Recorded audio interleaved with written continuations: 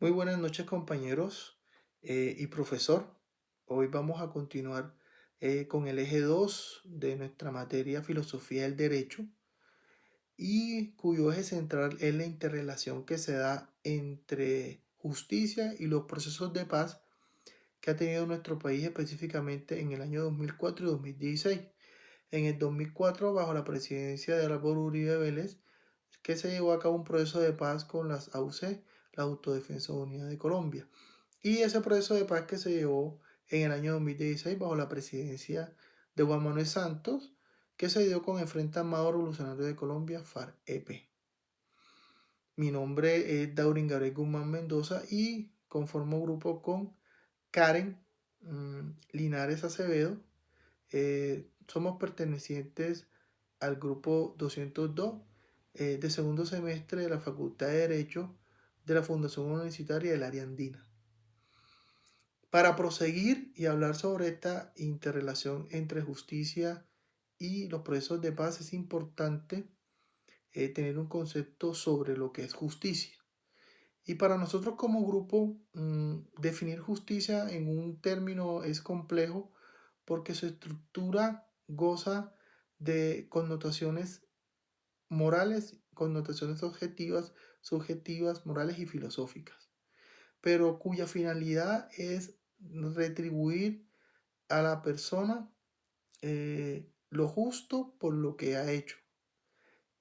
Algunos lo ven como un compendio de normas que lo que garantizan es la igualdad y una paz que perdure. Otros lo miran desde el punto de vista moral, en donde dicen que la justicia es verdaderamente buena y que generalmente a los que obran bien les va bien. Dentro de nuestro sistema jurídico hay varios tipos de justicia. Tenemos la justicia procesal, que es aquella que se establece para aquellas personas que están inmiscuidas en un proceso jurídico y que gozan del derecho de poder demostrar su inocencia. También tenemos la justicia distributiva, que busca desde el punto de vista económico disminuir esas brechas económicas que generan desigualdades en las clases sociales.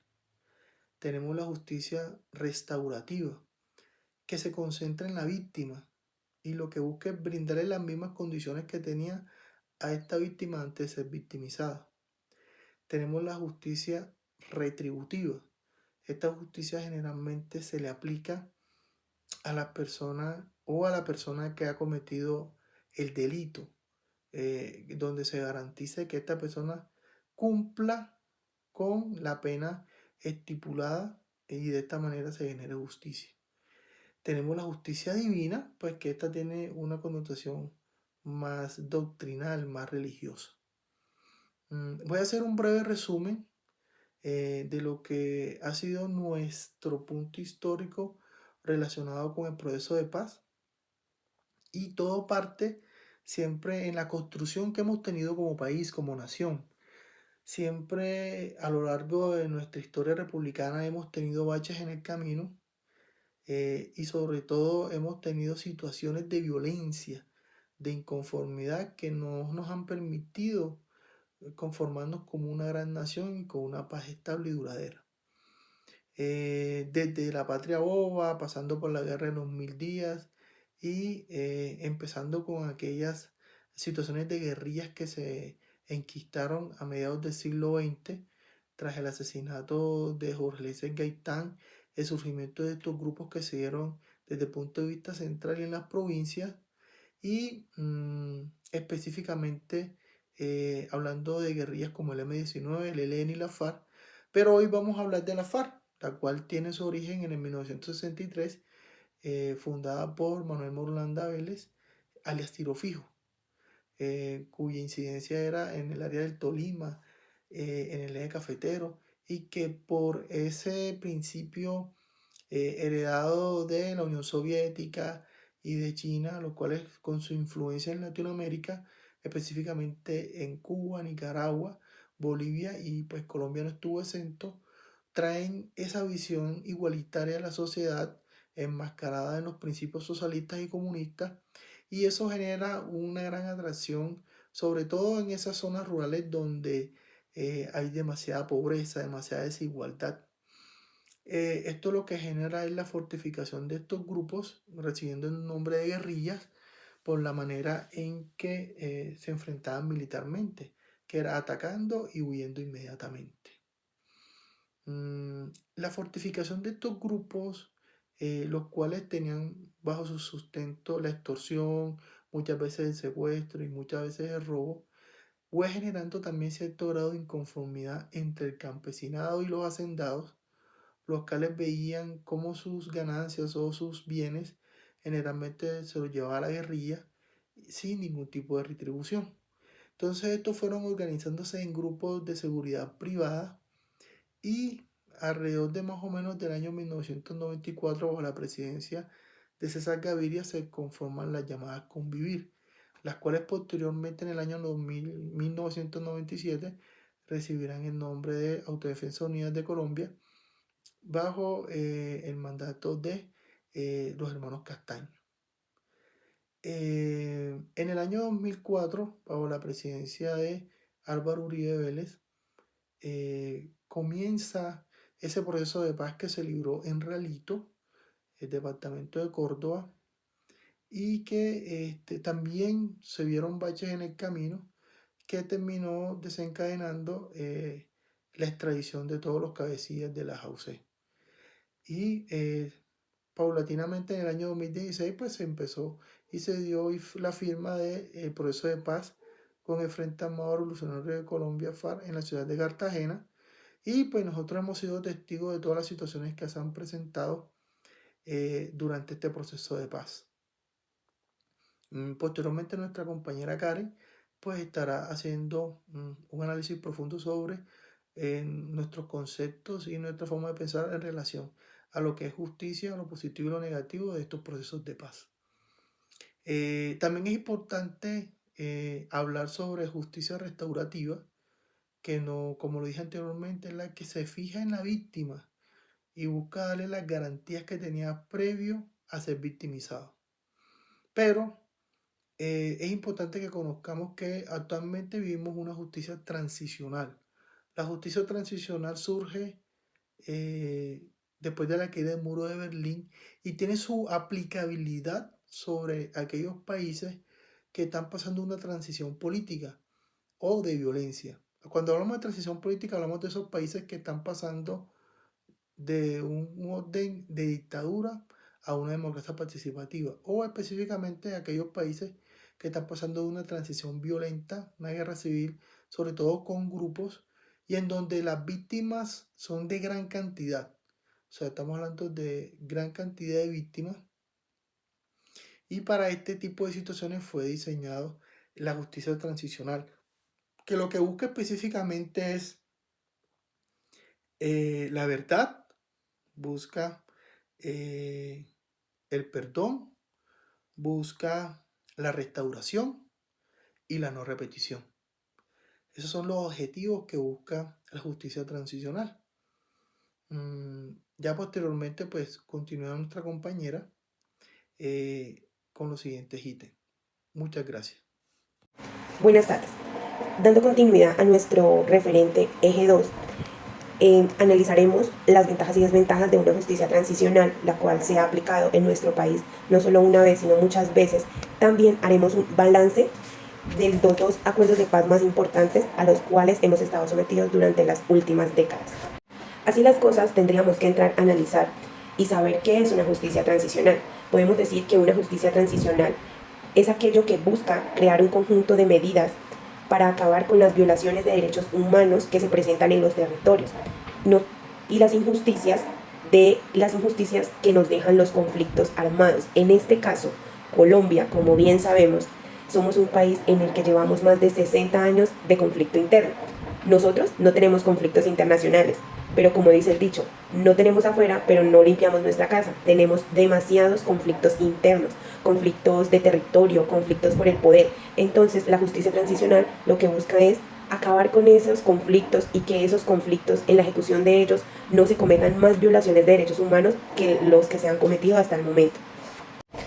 Sí, es importante tener una justicia transicional, pero también debemos conocer cuáles son sus ventajas y desventajas. Por eso vamos a escuchar un poco de las ventajas de la justicia transicional si se aplicara de debida forma y de la mejor manera. Una de ellas es la reparación y justicia. ¿Reparación de quién? Reparación a las víctimas, reparación al Estado, y entre todas las reparaciones que entra, que es reparación a las familias, que son las principales víctimas y las que quedan con su dolor perpetuo. Otra ventaja es el fortalecimiento del Estado.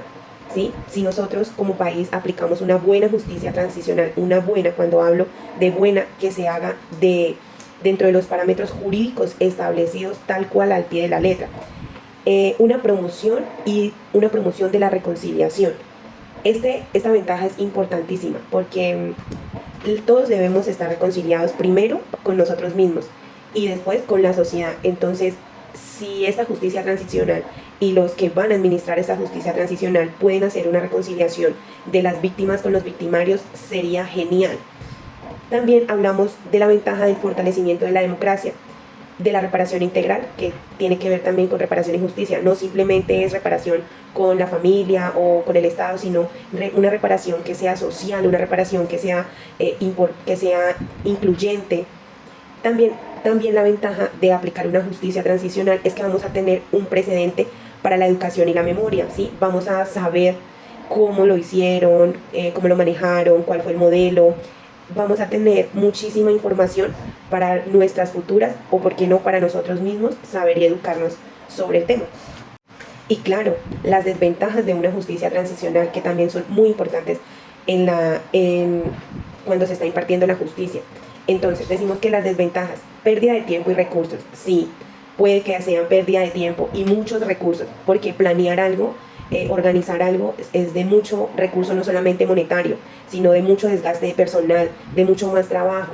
También la desconfianza y la resistencia que va a tener la población en general al momento de ver lo que se quiere hacer. Esa es una de las ventajas, y pues percibo para nosotros que es una de las ventajas más complicadas de manejar. La división social, que por supuesto siempre va a haber una división social, los que están de acuerdo con los que no están de acuerdo con ese tipo de justicia transicional. La incertidumbre legal, porque siempre se va a estar como a la expectativa de mirar si por aplicar esa justicia transicional vamos a violar la Constitución, que es nuestra Carta Magna. Pero sí, lo que estamos diciendo, si los que están administrando esa justicia transicional en ningún momento van a afectar la Constitución, y siempre que se imparta una justicia transicional bajo los parámetros de la Constitución, siempre va a ser una justicia bien impartida. La reparación incompleta, porque no sabemos si las víctimas o los victimarios sean o no sean, si me están diciendo la verdad, si no me están diciendo la verdad. ¿Cómo confío yo en ellos? ¿Sí? ¿Cómo sé yo como Estado que hay una reparación completa? ¿O con qué lo evidencio a la sociedad que se está haciendo una reparación completa? Y el riesgo de impunidad, que es evidentemente no solamente en la justicia transicional, sino que también es evidentemente en cualquier tipo de jurisdicción. Cualquier tipo de jurisdicción siempre va a haber ese miedo a que haya impunidad. Continuamente haremos el balance de los grados de justicia alcanzados sobre los procesos de paz más importantes, y que en este momento vamos a analizar, que es el acuerdo de paz con las AUCE, Autodefensas Unidas de Colombia, en el año 2004, durante el primer gobierno del expresidente Álvaro Uribe Vélez, y el acuerdo de paz del año 2016 durante el periodo de gobierno de Juan Manuel Santos. Entonces decimos que el acuerdo de las AUCE, firmado en el 2004, buscaba la desmovilización de las Autodefensas Unidas de Colombia, pero este acuerdo no tuvo inclusión de reformas al Estado. Solamente querían era que ya se acabara esa guerra que había de AUC, las también conocidas como paramilitarismo, ¿sí? Que fueron creadas y fueron viendo un alcance a nivel nacional espantosísimo. Dicen los medios, ¿sí?, que eran más de 220 en más de 220 municipios en donde existían las AUC, y lo que querían era que ellos entregaran sus armas, que ya dejaran la guerra. ¿Sí? ¿Guerra por qué? Guerra por, claramente, el narcotráfico, que es la fuente inmensa del financiamiento de estos grupos que se crean al margen de la ley. Guerra por territorios, entre otros, ¿sí? Entonces, como decimos, solamente era que se desmovilizara Pero ¿qué ocurre? Las personas que se desmovilizaron claramente lo hicieron de pronto con ganas de que el Estado les brindara una mayor estabilidad laboral, oportunidades de estudio, no sé yo, cosas así. Pero entonces se hablaba de una justicia restaurativa para los desmovilizados. Sin embargo, esta justicia restaurativa no fue manejada como con tanta seriedad, porque se dice, y en algunos artículos, que el simple hecho de ir a dar versión libre, ¿sí? Ejemplo, yo decir, no, yo hice esto, y ya se quedaron con mi versión, ¿sí? Ya solamente con decir eso, ya yo podía acceder a los beneficios que habían en ese entonces. Entonces, digamos que no fueron solamente versiones, pero no se hizo reparación, no se hicieron investigaciones, o sea, todo fue como muy superficial, es como nosotros lo entendemos. De igualmente, en este acuerdo de paz habían unos pilares de acuerdo, y que claramente son pilares para cualquier tipo de acuerdo de paz, que son la verdad, que fuera la verdad absoluta, que era el perdón, que hubiera un perdón absoluto, que era la restauración y que era la no repetición. Pero, oh sorpresa, que para este último de la no repetición no se pudo hacer, porque al ver que sí, la gran parte de las AUCE se desmovilizaron, el gobierno no tenía como claro qué iba a hacer con esta gente. Y puede que de pronto dijeron, no, los vamos a apoyar durante un tiempo, pero más que un apoyo económico, lo que de pronto faltó en ese momento era un apoyo social, un apoyo educacional, un apoyo de emprendimiento, un apoyo donde mirar esas cositas que tú puedes hacer y que puedes proyectarse al futuro. Entonces, la mayoría de estos desmovilizados se fueron para las ciudades grandes y medianas y se crearon las famosas BACRI, bandas criminales, que iniciaron también una guerra de territorios y de drogas, pero ya no eran en lo rural, sino eran en la ciudad. También una de las falencias que presentó este acuerdo con las AUC fue que sus líderes cabecillas fueron extraditados. Entonces, sí, de pronto para los que estaban debajo de las cabecillas decían, no, pues si me van a extraditar, pues yo no hago las cosas como me están diciendo que las haga, sino que digo cualquier cosa y pues me alejo y ya. Por eso, también vuelvo y lo repito, fue que se crearon las BACRI en Colombia. Seguidamente hablamos del acuerdo de paz de las FARC firmado en el 2016 durante el gobierno del expresidente Juan Manuel Santos. El acuerdo de paz buscaba que las FARC, que en este entonces eran o han sido siempre la guerrilla más grande de Colombia, Fuerza Armada Revolucionaria de Colombia, dejara la confrontación con el Ejército Nacional, dado a que estas confrontaciones durante muchísimos años que llevamos, un ejemplo, yo en mi caso, mi vida ha sido dentro de la guerra, porque nací en un departamento muy guerrillero, un departamento en el que está rodeado de las FARC por todos lados, el ELN, AUC, bueno, un territorio muy peleado por estos grupos. Era que dejara eso, que se acabara la confrontación, de que no siguieran atentando contra la integridad de los ciudadanos, contra los municipios, contra las entidades públicas. Era dejar esa confrontación entre la guerrilla de las FARC y el ejército o los otros ejércitos guerrilleros que han existido. Este acuerdo de paz creó la JEP, que fue la Jurisdicción Especial para la Paz, que es una jurisdicción en el cual únicamente se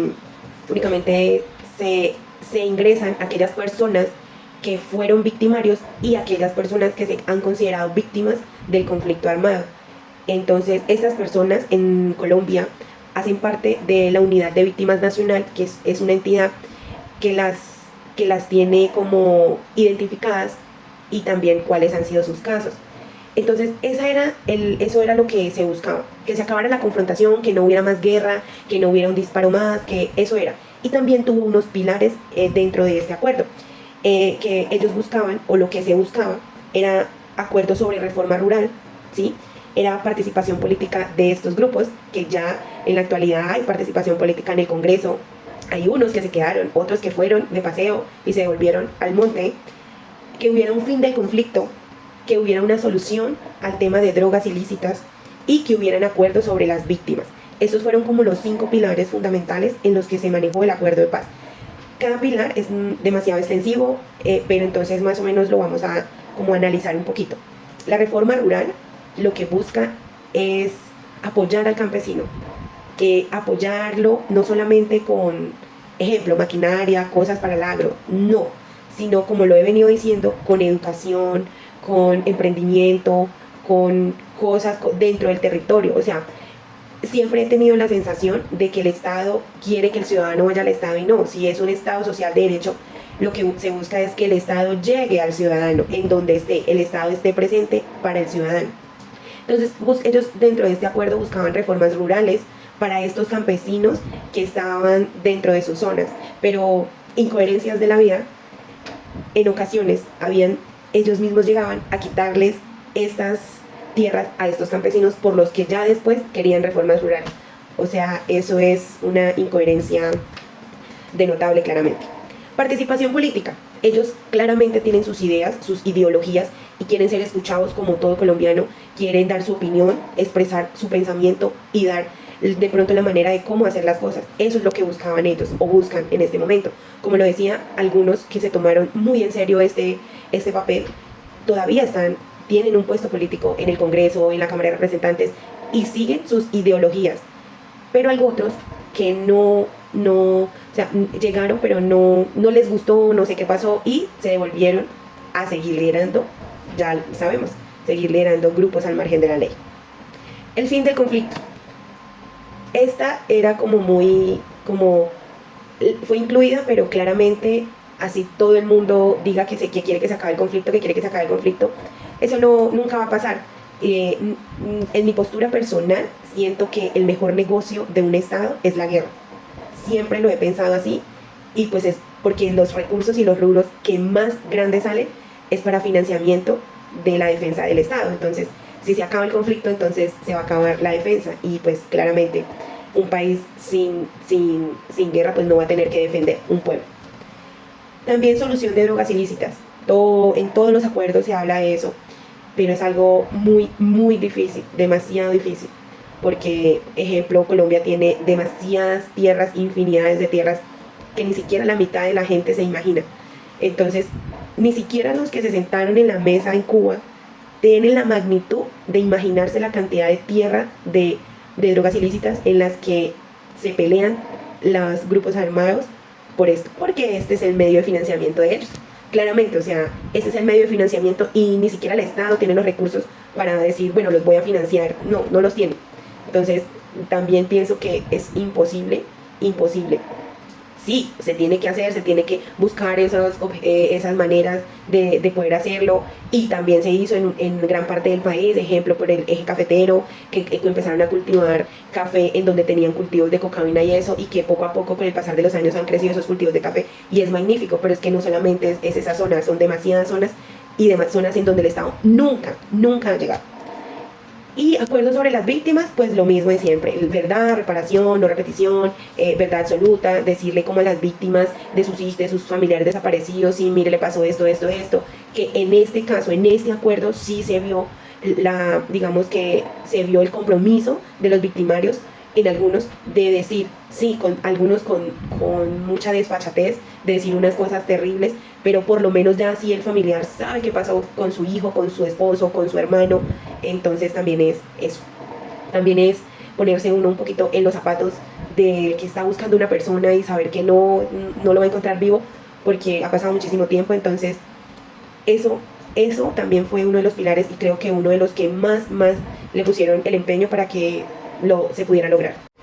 Teniendo en cuenta los grados de justicia de nuestro país, podríamos decir que en estos dos procesos de paz encontramos el grado de justicia restaurativa, que es la responsabilidad de los actores de estos acuerdos de paz, tanto de las víctimas como de los victimarios, y en alguno de estos casos sí se evidenció responsabilidad de algunos victimarios y responsabilidad de algunas de las víctimas y responsabilidad del Estado también. También encontramos que hay una justicia procesal. ¿Por qué? Porque creamos unas leyes que únicamente van a ser usadas para esta justicia transicional. En el caso del acuerdo de las AUC, la Ley de Justicia y Paz, y en el caso del acuerdo con las FARC, la JEP, Justicia Especial para la Paz, que fueron y son las encargadas de son las encargadas de, de impartir la justicia teniendo en cuenta los diferentes casos. Y también vamos a encontrar una justicia social, porque el gran pilar y el gran objetivo, eso es un objetivo social, independientemente de que se restauren o no se restauren, de que hayan fallas o no hayan. Los gobiernos han querido es buscar una justicia social, una tranquilidad social, todo en pro de la sociedad, dado a que somos un Estado social de derecho y el Estado debe pensar en la tranquilidad y en la garantía social que se le debe impartir a sus ciudadanos.